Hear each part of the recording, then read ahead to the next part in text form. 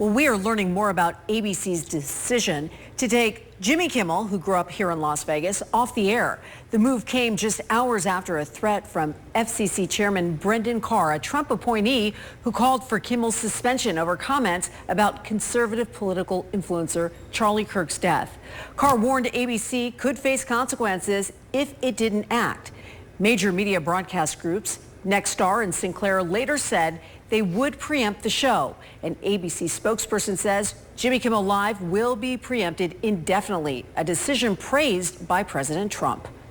Well, Jimmy Kimmel was fired because he had bad ratings more than anything else, and he said a horrible thing about a great gentleman known as Charlie Kirk. And Jimmy Kimmel is not a talented person. He had very bad ratings, and they should have fired him a long time ago. So, you can call that free speech or not. He was fired for lack of talent. Also today, congressional Democrats unveiled a bill that would bolster free speech protections against government officials. Nevada Democrat Senator Jackie Rosen posted a video on X blaming the Trump administration for Kimmel's suspension.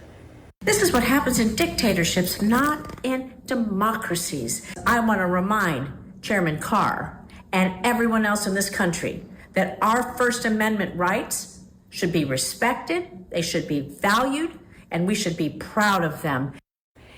And Nevada's other U.S. Senator, Catherine Cortez Masto, had a similar response, calling ABC's decision, quote, un-American. And we reached out to Nevada Republicans, Governor Joe Lombardo, and Congressman Mark Amodei for their thoughts, but we have not heard back. I also reached out to Jimmy Kimmel himself and haven't heard back as well. Wow. Well, as the free speech debate plays out here in Southern Nevada and across the country, it begins a question: how far can it go before it costs someone their job? That's right. Supporters are calling it accountability, and critics are calling it censorship. But rules and policies differ and do play a factor in this larger conversation. Well, senior reporter Alyssa Bethencourt sat down with a First Amendment attorney to learn more.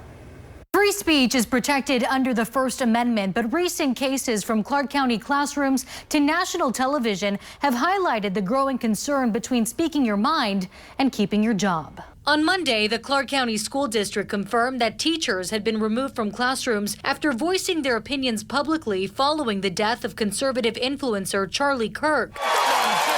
And nationally, Jimmy Kimmel's late-night show has been pulled from the air indefinitely after remarks he made that sparked public backlash. The MAGA gang desperately trying to characterize this kid who murdered Charlie Kirk. Our government's administration. Dominic Gentile is a First Amendment attorney based in Las Vegas. He's been practicing law here for more than 40 years. He also argued the case of Gentile versus the State Bar of Nevada before the U.S. Supreme Court in 1991. In that case, the State Bar had penalized Gentile for comments he made about a client during a press conference. The legal question in that fight: did Nevada's rule restricting attorney speech violate First Amendment's free speech protections? A case he ultimately won. Gentile tells me he's concerned by the actions being taken right now by some companies and organizations. You could understand there are concerns about free speech, right? Concerns? If that's all there is, then we have a problem. You talked about concerns about speech. I would like to take that word and replace it with the word fear.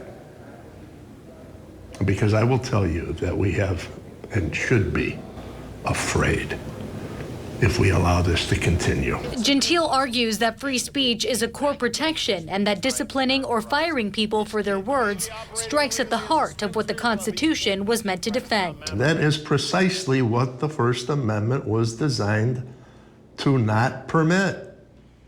Those people have been wronged. Their First Amendment rights have been violated. And I hope that they fight, because if you don't fight, the First Amendment's going to go away.